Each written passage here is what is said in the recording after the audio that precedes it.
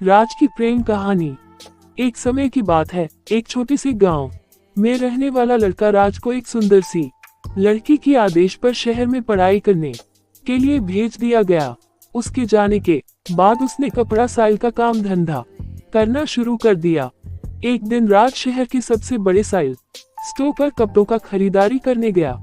वहां पहुंचकर उसकी नजर एक दुकान में बेईमानी से छिपी लड़की पर पड़ी। उसकी नादान आदतों के कारण राज वहां भयानक खराब हो गया। वह अपनी ईमानदारी और अच्छाई की रक्षा करना चाहता था।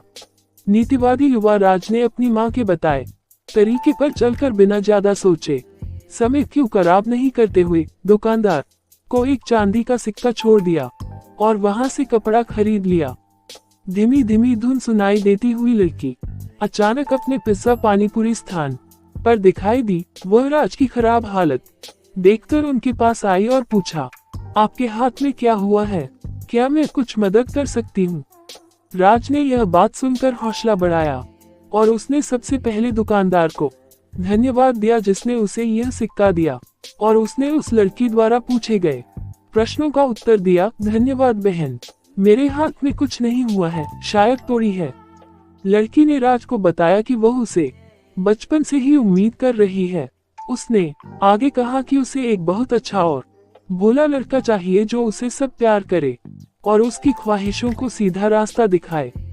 राज ने लड़की के प्रति खास इंटरेस्ट दिखाया और उसे बातचीत के लिए आमंत्रण दिया। वे बहुत देर तक बात करते रहे और इस प्रक्रिया में वे दोनों एक दूसरे के बारे में अधिक जानने वाले हुए। धीरे धीरे उनके बीच का रिश्ता बढ़ा। ये कहानी एक लड़की और एक लड़के के बारे में है जो बचपन के सबसे अच्छे दोस्त थे। वे हमेशा साथ खेलते और कई अनुभव एक साथ जीवन के हर पहलू को साझा करते थे। जब वे बड़े हो गए तो उनकी दोस्ती भी और गहरी हो गई। वह एक दूसरे के साथ मनोरंजन करने, साथ पढ़ाई करने और सप्ताहांत में मार्गदर्शन करने लगे।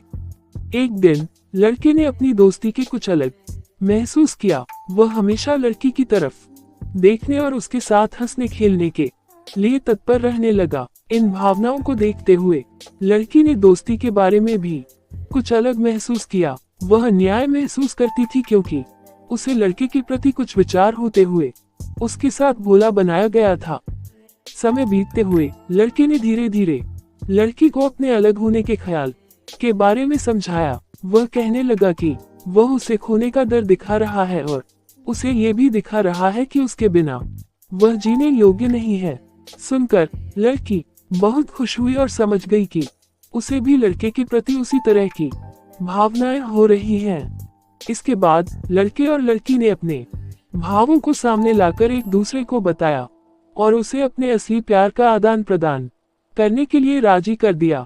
बाद में उन्होंने अपने परिवार को भी अपने असली प्यार के बारे में बताया और वह विवाह करने के लिए इच्छुक थे।